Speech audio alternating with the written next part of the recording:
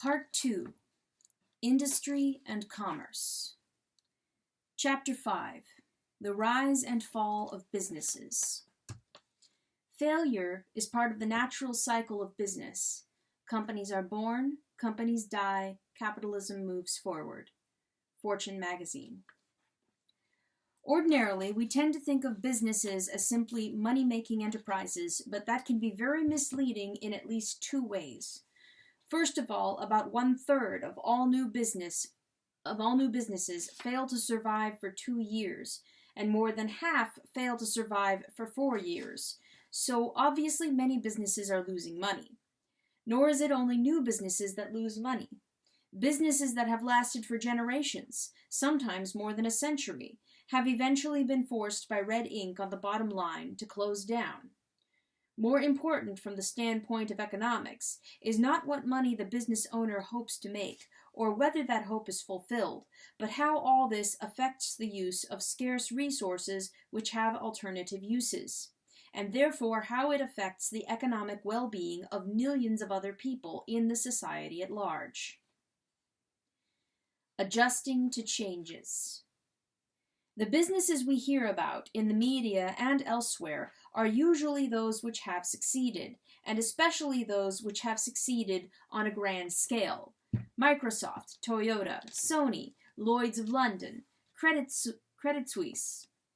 In an earlier era, Americans would have heard about the A&P grocery chain, once the largest retail chain in any field anywhere in the world. Its 15,000 stores in 1929 were more than that of any other retailer in America. The fact that A&P has now shrunk to a minute fraction of its former size and is virtually unknown suggests that industry and commerce are not static things, but dynamic processes in which particular products, individual companies, and whole industries rise and fall as a result of relentless competition under ever-changing conditions.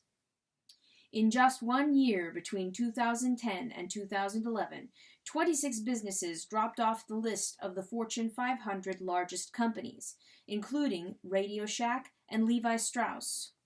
Such processes of change have been going on for centuries, and include changes in whole financial centers. From the 1780s to the 1830s, the financial center of the United States was Chestnut Street in Philadelphia. But for more than a century and a half since then, New York's Wall Street replaced Chestnut Street as the leading financial center in America, and later replaced the City of London as the financial center of the world. At the heart of all this is the role of profits and of losses. Each is equally important from the standpoint of forcing companies and industries to use scarce resources efficiently. Industry and commerce are not just a matter of routine management, with profits rolling in more or less automatically. Masses of ever-changing details within an ever-changing surrounding economic and social environment mean that the threat of losses hangs over even the biggest and most successful businesses. There is a reason why business executives usually work far longer hours than their employees, and why only 35% of new companies survive for 10 years. Only from the outside does it look easy. Just as companies rise and fall over time, so do profit rates, even more quickly. When the Wall Street Journal reported the profits of Sun Microsystems at the beginning of 2007, it noted that the company's profit was its first since mid-2005. When compact discs began rapidly replacing vinyl records back in the late 1980s, Japanese manufacturers of CD players thrived, according to the Far Eastern Economic Review. But within a few years, CD players only offered manufacturers razor-thin margins. This has been a common experience with many products in many industries.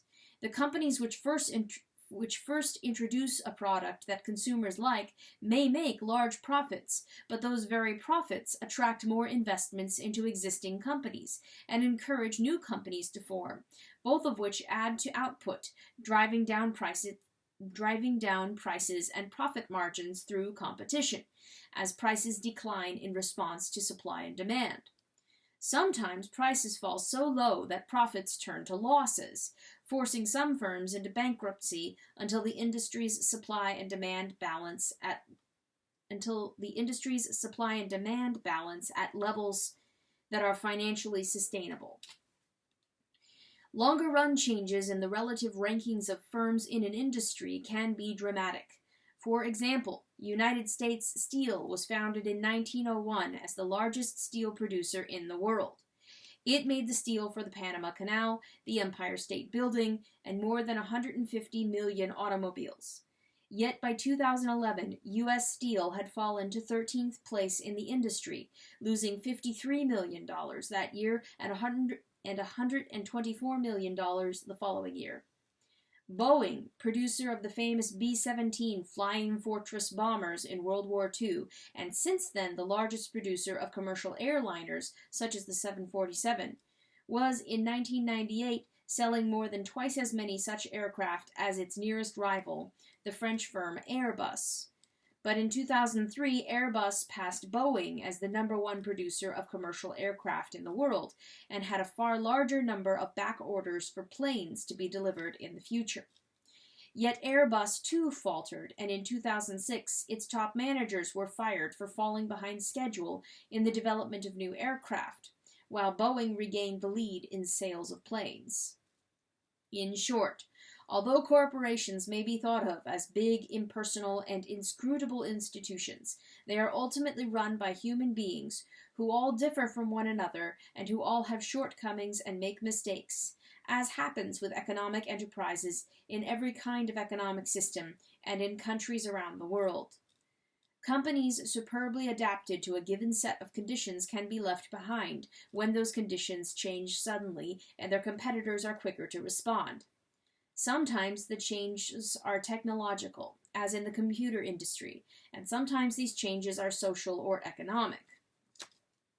Social changes. The A&P grocery chain was, for decades, a company superbly adapted to social and economic conditions in the United States. It was by far the leading grocery chain in the country, renowned for its high quality and low prices.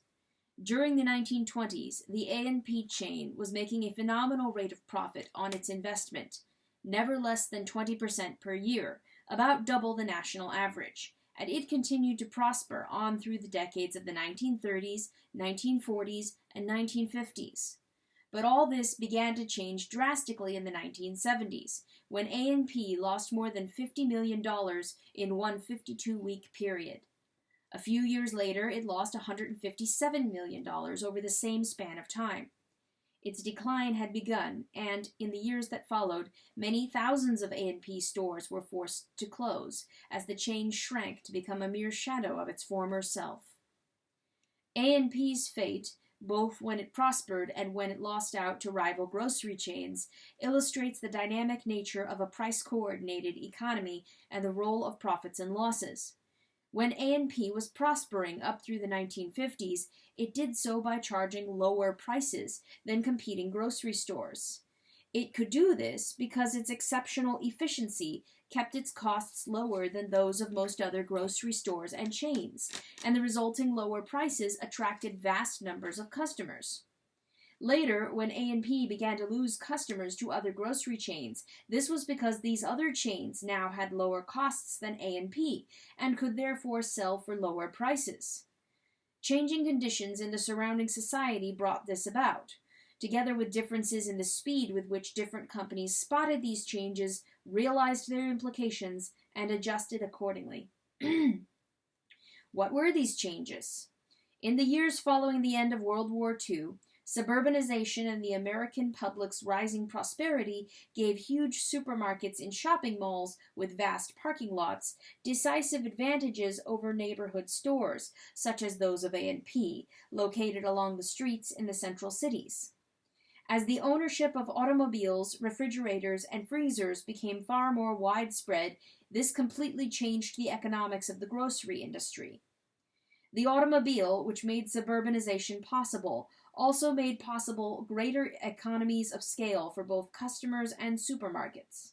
Shoppers could now buy far more groceries at one time than they could have carried home in their arms from an urban neighborhood store before the war. That was the crucial role of the automobile.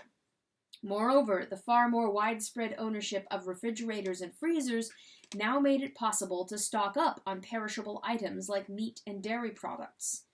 This led to fewer trips to the grocery stores, with larger purchases each time. What this meant to the supermarket itself was a larger volume of sales at a given location, which could now draw customers in automobiles from miles around, whereas a neighborhood store in the central city was unlikely to draw customers on foot from 10 blocks away. High volume meant saving in delivery costs from the producers to the supermarket, as compared to the cost of delivering the same total amount of groceries in smaller individual lots to many scattered and smaller neighborhood stores, whose total sales would add up to what one supermarket sold. This also meant saving in the cost of selling within the supermarket, because it did not take as long to check out one customer buying $100 worth of groceries at a supermarket as it did to check out 10 customers buying $10 worth of groceries, each at a neighborhood store.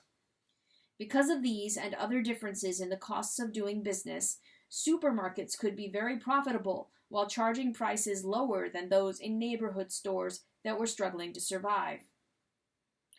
All this not only lowered the costs of delivering groceries to the consumer, it changed the relative economic advantages and disadvantages of different locations for stores. Some supermarket chains, such as Safeway, responded to these radically new conditions faster and better than A&P did. The A&P stores lingered in the central cities longer and also did not follow the shifts of population to California and other Sun Belt regions. A&P was also reluctant to sign long leases or pay high prices for new locations where the customers and their money were now moving. As a result, after years of being the lowest-priced major grocery chain, A&P suddenly found itself being undersold by rivals with even lower costs of doing business. Lower costs reflected in lower prices is what made A&P the world's leading retail chain in the first half of the 20th century. Similarly, lower costs reflected in lower prices is what enabled other supermarket chains to take A&P's customers away in the second half of the 20th century.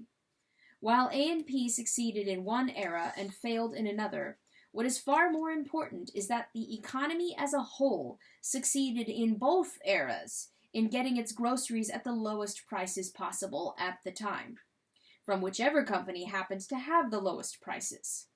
Such displacements of industry leaders continued in the early 21st century, when general merchandiser Walmart moved to the top of the grocery industry, with nearly double the number of stores selling groceries as Safeway had. Many other corporations that once dominated their fields have likewise fallen behind in the face of changes or have even gone bankrupt. Pan American Airways, which pioneered in commercial flights across the Atlantic and the Pacific in the first half of the 20th century, went out of business in the late 20th century as a result of increased competition among airlines in the wake of the deregulation of the airline industry. Famous newspapers like the New York Herald Tribune, with a pedigree going back more than a century, stopped publishing in a new environment after television became a major source of news and newspaper unions made publishing more costly. Between 1949 and 1990, the total numbers of copies of all the newspapers sold daily in New York City fell from more than 6 million copies to less than 3 million. New York was not unique. Nationwide, daily newspaper circulation per capita dropped 44% between 1947 and 1998. The Herald Tribune was one of many local newspapers across the country to go out of business with the rise of television. The New York Daily Mirror, with a circulation of more than 1 million readers in 1949, went out of business in 1963. By 2004, the only American newspapers with daily circulations of 1 million or more were newspapers sold nationwide: USA Today, The Wall Street Journal, and the New York Times. Back in 1949, New York City alone had 2 local newspapers that each sold more than 1 million copies daily: the Daily Mirror at 1,020,879 and the Daily News at 2,200,000 254,644. The decline was still continuing in the 21st century as newspaper circulation nationwide fell nearly an additional 4 million between 2000 and 2006. Other great industrial and commercial firms that have declined or become extinct are likewise a monument to the unrelenting pressures of competition. So is the rising prosperity of the consuming public. The fate of particular companies or industries is not what is most important. Consumers are the principal beneficiaries of lower prices, made possible by the more efficient allocation of scarce resources which have alternative uses. The key roles in all of this are played not only by prices and profits, but also by losses. These losses force businesses to change with changing conditions, or find themselves losing out to competitors who spot the new trends sooner, or who understand their implications better and respond faster. Knowledge is one of the scarcest of all resources in any economy, and the insight distilled from knowledge is even more scarce. An economy based on prices, profits, and losses gives decisive advantages to those with greater knowledge and insight. Put differently, knowledge and insight can guide the allocation of resources, even if most people, including the country's political leaders, do not share that knowledge or do not have the insight to understand what is happening. Clearly, this is not true in the kind of economic system where political leaders control economic decisions, for then the necessarily limited knowledge and insight of those leaders become decisive barriers to the progress of the whole economy. Even when leaders have more knowledge and insight than the average member of society, they are unlikely to have nearly as much knowledge and insight as exists scattered among the millions of people subject to their governance. Knowledge and insight need not be technological or scientific for it to be economically valuable and decisive for the material well-being of the society as a whole. Something as mundane as retailing changed radically during the course of the 20th century, revolutionizing both department stores and grocery stores and raising the standard of living of millions of people by lowering the costs of delivering goods to them. Individual businesses are forced to make drastic changes internally over time in order to survive. For example, names like Sears and Ward's came to mean department store chains to most Americans by the late 20th century. However, neither of these enterprises began as department store chains. Neither of these enterprises began as department store chains. Montgomery Ward, the original name of Ward's department stores, began as a mail-order house in the 19th century. Under the conditions of that time, before there were automobiles or trucks, and with most Americans living in small rural communities, the high costs of delivering consumer goods to small and widely scattered local stores was reflected in the prices that were charged. These prices, in turn, meant that ordinary people could seldom afford many of the things that we today regard as basic. Montgomery Ward cut delivery costs by operating as a mail-order house, selling directly to consumers all over the country from its huge warehouse in Chicago. Using the existing railway freight shipping services, and later the post office, allowed Montgomery Ward to deliver its products to customers at lower costs that were reflected in lower prices than those charged by local stores in rural areas. Under these conditions, Montgomery Ward became the world's largest retailer in the late 19th century. During that same era, a young railroad agent named Richard Sears began selling watches on the side and ended up creating a rival mail-order house that grew over the years to eventually become several times the size of Montgomery Ward. Moreover, the Sears retail empire outlasted the demise of its rival in 2001, when the latter closed its doors for the last time under its more recent name, Ward's Department Stores. One indication of the size of these two retail giants in their heyday as mail-order houses was that each had railroad tracks running through its Chicago warehouse. That was one of the ways they cut delivery costs, allowing them to charge lower prices than those charged by local retail stores in what was still a predominantly rural country in the early 20th century. In 1903, the Chicago Daily Tribune reported that mail-order houses were driving rural stores out of business. More important than the fates of these two businesses was the fact that millions of people were able to afford a higher standard of living than if they had to be supplied with goods through costlier channels. Meanwhile, there were changes over the years in American society, with more and more people beginning to live in urban communities. This was not a secret, but not everyone noticed such gradual changes, and even fewer had the insight to understand their implications for retail selling. It was 1920 before the census showed that, for the first time in the country's history, there were more Americans living in urban areas than in rural areas. One man who liked to pore over such statistics was Robert Wood, an executive at Montgomery Ward. Now he realized selling merchandise through a chain of urban department stores would be more efficient and more profitable than selling exclusively by mail order. Not only were his insights not shared by the head of Montgomery Ward, Wood was fired for trying to change company policy. Meanwhile, a man named James Cash Penny had the same insight and was already setting up his own chain of department stores. From very modest beginnings, the J.C. Penney chain grew to almost 300 stores by 1920 and more than 1,000 by the end of the decade.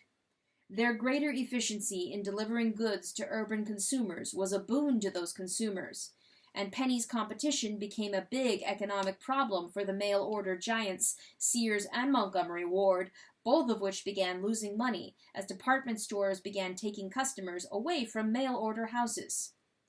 The fired Robert Wood went to work for Sears and was more successful there in convincing their top management to begin building department stores of their own.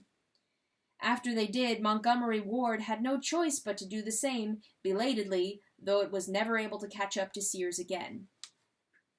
Rather than get lost in the details of the histories of particular businesses, we need to look at this from the standpoint of the economy as a whole and the standard of living of people as a whole.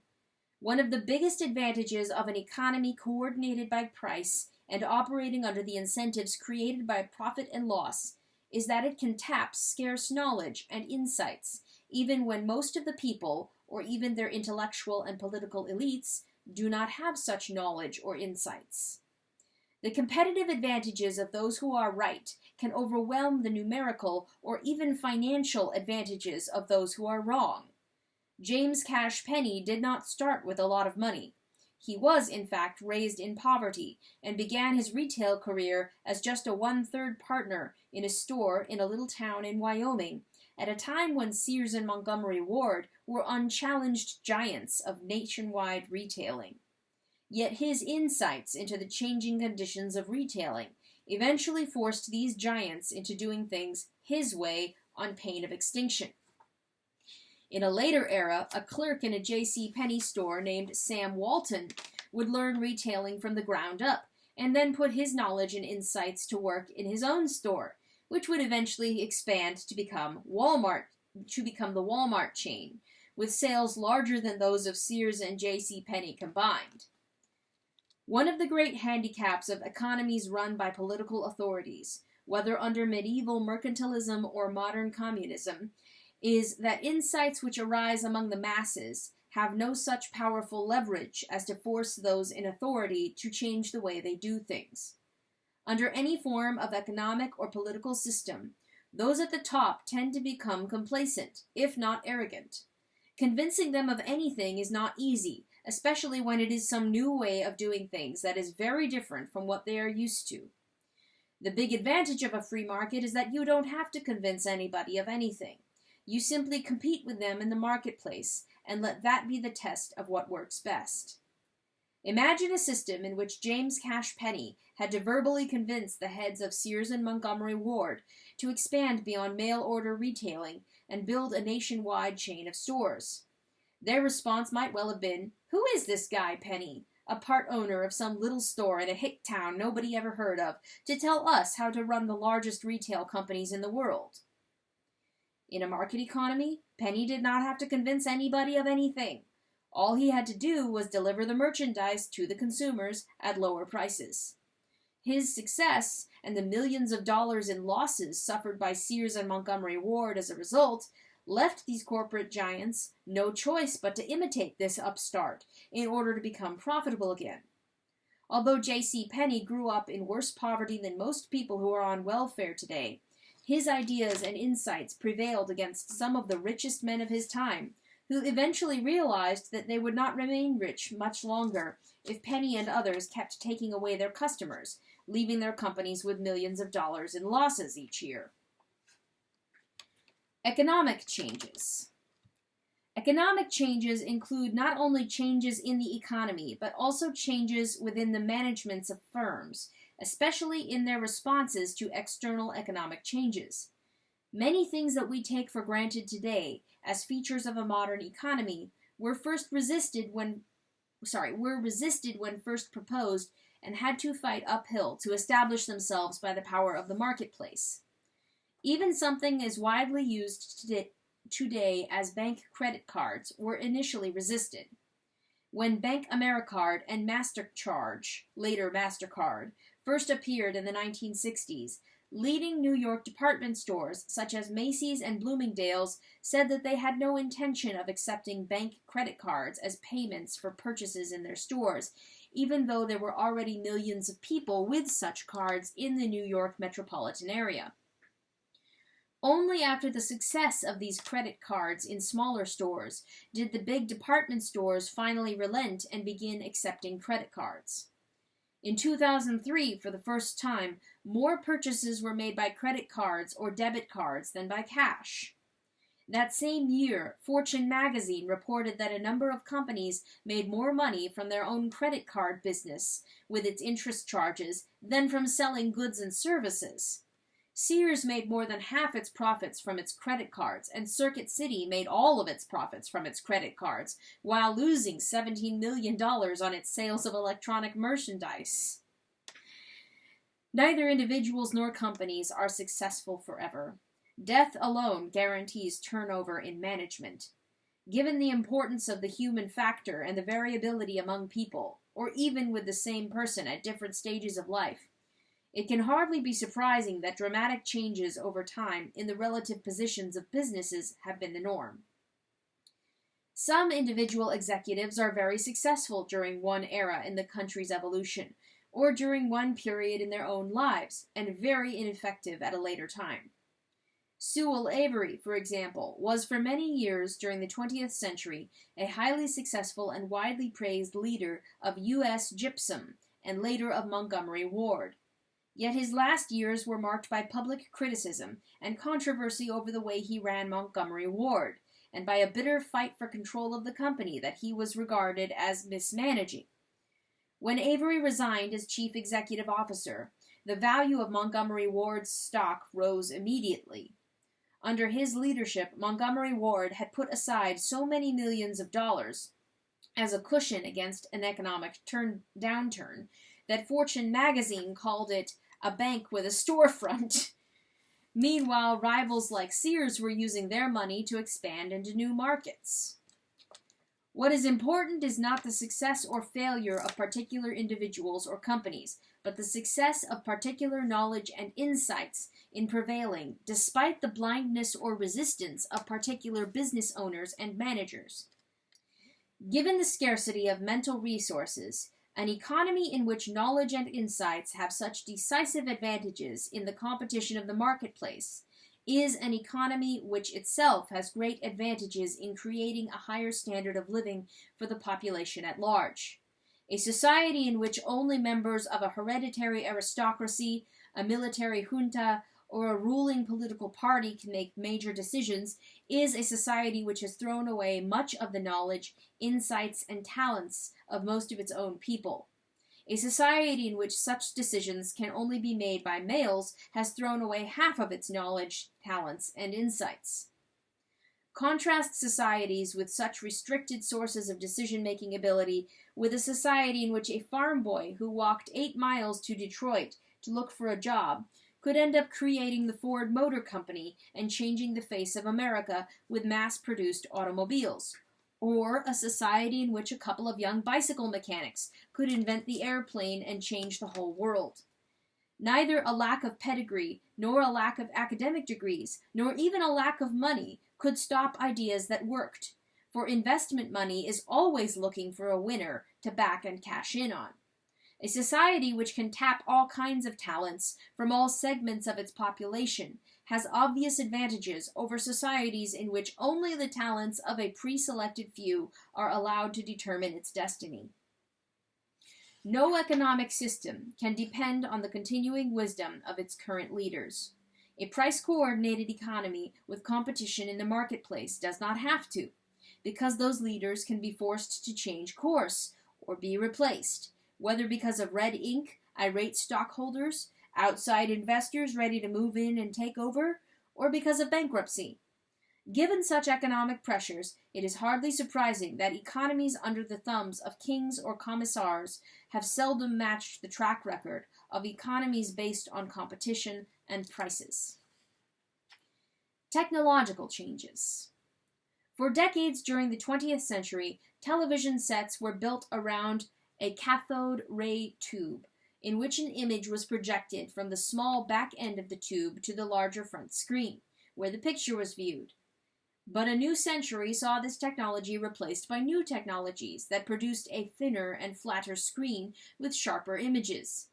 By 2006, only 21% of the television sets sold in the United States had picture tube technology, while 49% of all television sets sold had liquid crystal display, LCD, screens, and another 10% had plasma screens.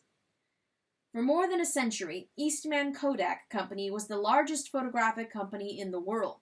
In 1976, Kodak sold 90% of all the films sold in the United States and 85% of all the cameras. But new technology created new competitors. At the end of the 20th century and the beginning of the 21st century, digital cameras began to be produced, not only by such traditional manufacturers of cameras for film such as Nikon, Canon, and Minolta, but also by producers of other computerized products such as Sony and Samsung. Moreover, smartphones could now take pictures, providing easy substitutes for the kinds of small, simple, and inexpensive cameras that Kodak manufactured. Film sales began falling for the first time after 2000, and digital camera sales surpassed the sales of film cameras for the first time 3 years later. This sudden change left Kodak scrambling to convert from film photography to digital photography, while companies specializing in digital photography took away Kodak's customers.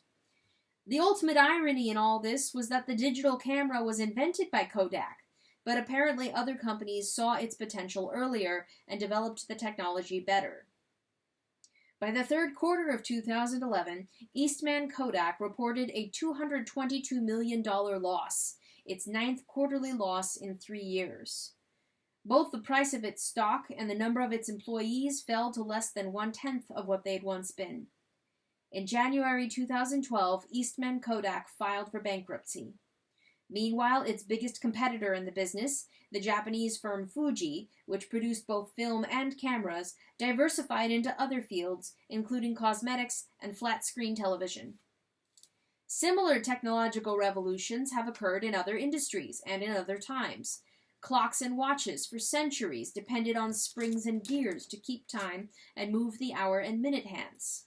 The Swiss became renowned for the high quality of the internal watch mechanisms they produced, and the leading American watch company in the mid-20th century, Bulova, used mechanisms made in Switzerland for its best-selling watches.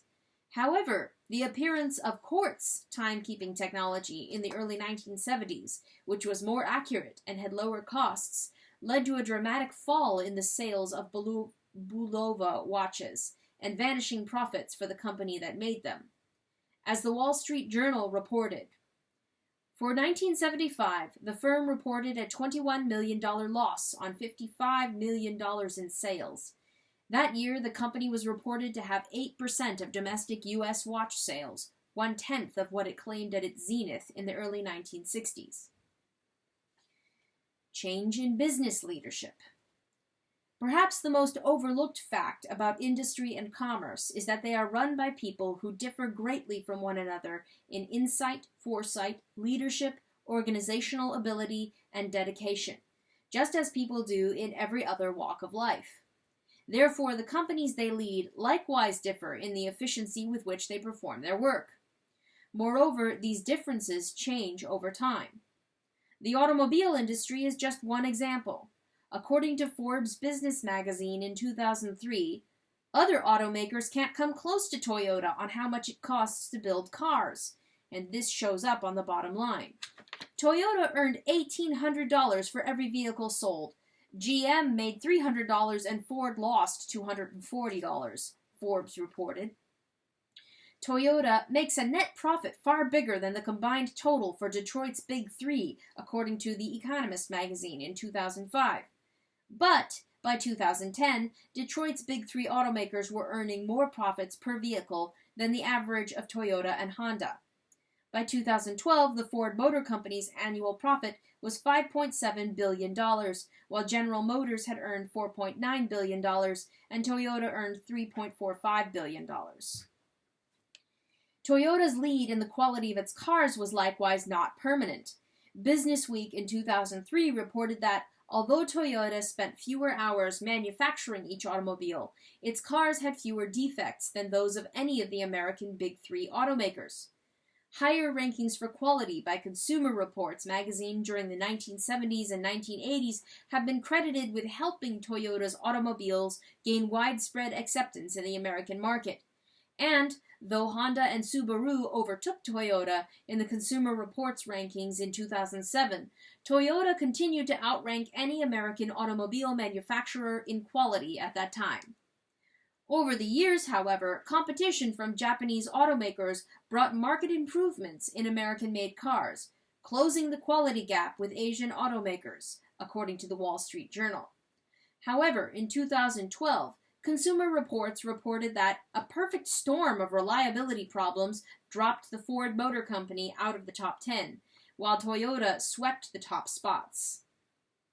Although Toyota surpassed General Motors as the world's largest automobile manufacturer, in 2010 it had to stop production and recall more than 8 million cars because of problems with their acceleration. Neither quality leadership nor any other kind of leadership is permanent in a market economy. What matters far more than the fate of any given business is how much its efficiency can benefit the consumers. As Business Week said of the Walmart retail chain, "At Walmart, everyday low prices is more than a slogan. It is the fundamental tenet of a cult masquerading as a company. New England Consulting estimates that Walmart saved its U.S. customers $20 billion last year alone." Business leadership is a factor, not only in the relative success of various enterprises, but more fundamentally in the advance of the economy as a whole, through the spread of the impact of new and better business methods to competing companies and other industries. While the motives for these improvements are the bottom line of the companies involved, the bottom line for the economy as a whole is the standard of living of the people who buy the products and services that these companies produce. Although we measure the amount of petroleum in barrels, which is how it was once shipped in the 19th century, today it is actually shipped in railroad tank cars or tanker trucks on land or in gigantic oil tankers at sea. The most famous fortune in American history, that of John D. Rockefeller, was made by revolutionizing the way oil was refined and distributed, drastically lowering the cost of delivering its various finished products to the consumers. When Rockefeller entered the oil business in the 1860s, there were no automobiles, so the principal use of petroleum was to produce kerosene for lamps, since there were no electric lights then either. When petroleum was refined to produce kerosene, the gasoline that was a byproduct was so little valued that some oil companies simply poured it into a river to get rid of it. In an industry where many investors and businesses went bankrupt, Rockefeller made the world's largest fortune by revolutionizing the industry. Shipping his oil in railroad tank cars rather than in barrels like his competitors was just one of the cost-saving innovations that made Rockefeller's Standard Oil Company the biggest and most profitable enterprise in the petroleum industry. He also hired scientists to create numerous new products from petroleum, ranging from paints to paraffin to anesthetics to Vaseline. And they used gasoline for fuel in the production process instead of letting it go to waste. Kerosene was still the principal product of petroleum, but because Standard Oil did not have to recover all of its production costs from the sale of kerosene, it was able to sell the kerosene more cheaply. The net result from a business standpoint was that Standard Oil ended up selling about 90% of the kerosene in the country. From the standpoint of the consumers, the results were even more striking. Kerosene was literally the difference between light and darkness for most people at night. As the price of kerosene fell from 58 cents a gallon in 1865 to 26 cents a gallon in 1870, and then to 8 cents a gallon during the 1870s, far more people were able to have light after sundown. As a distinguished historian put it, before 1870, only the rich could afford whale oil and candles. The rest had to go to bed early to save money. By the 1870s, with the drop in the price of kerosene, middle and working class people all over the nation could afford the 1 cent an hour that it cost to light their homes at night. Working and reading became after-dark activities new to most Americans in the 1870s. The later rise of the automobile created a vast new market for gasoline, just as Standard Oil's more efficient production of petroleum products facilitated the growth of the automobile industry. It is not always one individual who is the key to the success of a given business, as Rockefeller was to the success of Standard Oil. What is really key is the role of knowledge and insights in the economy, whether they are concentrated in one individual or more widely dispersed.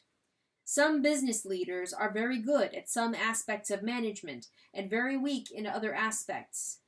The success of the business then depends on which aspects happen to be crucial at a particular time. Sometimes two executives with very different skills and weaknesses combine to produce a very successful management team, whereas either one of them might have failed completely if operating alone. Ray Kroc, founder of the McDonald's chain, was a genius at operating details and may well have known more about hamburgers, milkshakes, and French fries than any other human being. And there is a lot to know, but he was out of his depth in complex financial operations.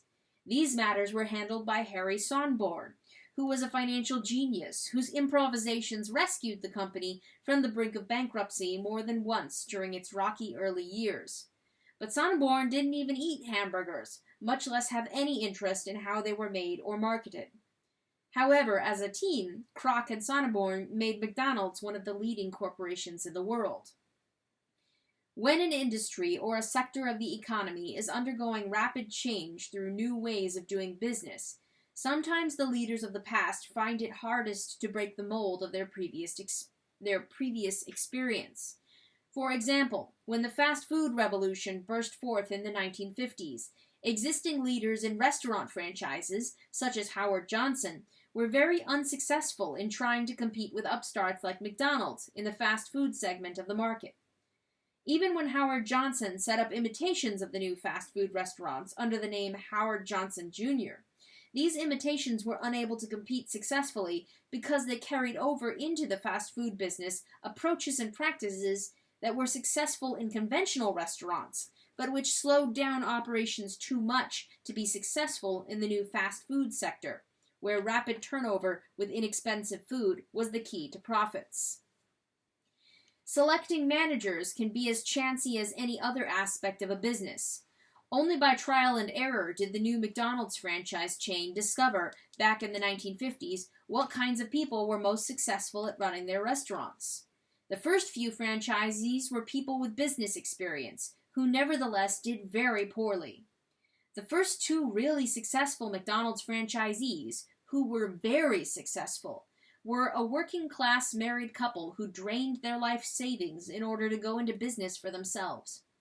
They were so financially strained at the beginning that they even had trouble coming up with the $100 needed to put into the cash register on their opening day so as to be able to make change. But they ended up millionaires.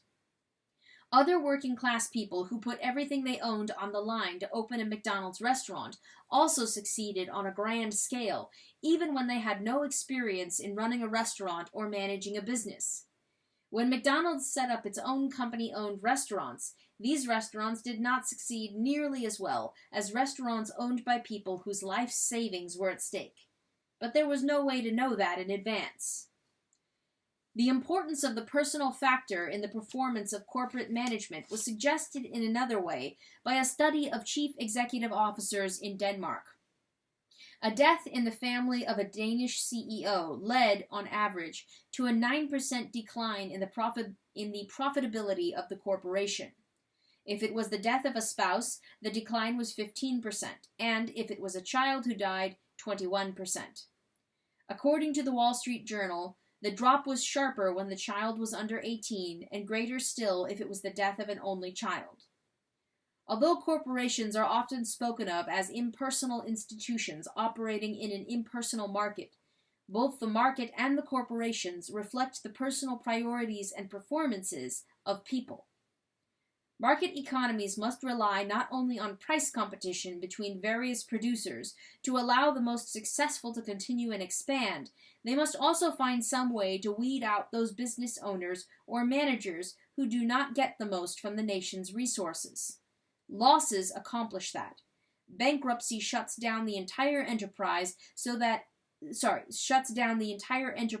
is consistently failing to come up to the standards of its competitors, or is producing a product that has been superseded by some other product. Before reaching that point, however, losses can force a firm to make internal reassessments of its policies and personnel.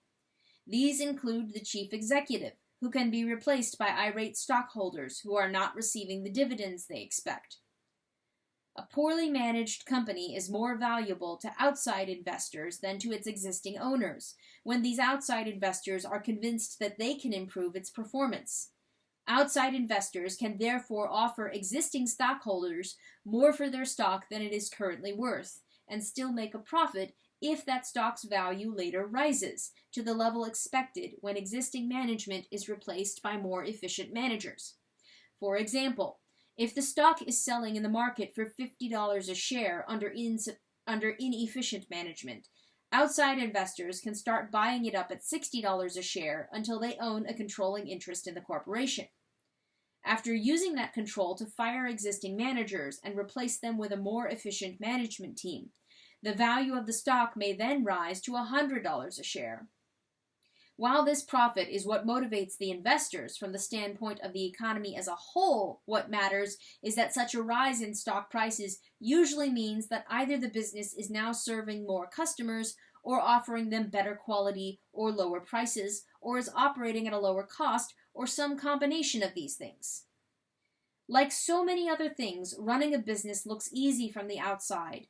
On the eve of the Bolshevik Revolution, the leader of the communist movement, V.I. Lenin, declared that accounting and control were the key factors in running an enterprise, and that capitalism had already reduced the administration of businesses to extraordinarily simple operations that any literate person can perform. That is, supervising and recording, knowledge of the 4 rules of arithmetic, and issuing appropriate receipts.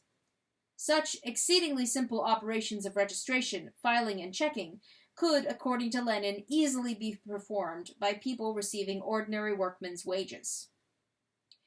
After just a few years in power as ruler of the Soviet Union, however, Lenin confronted a very different and very bitter reality.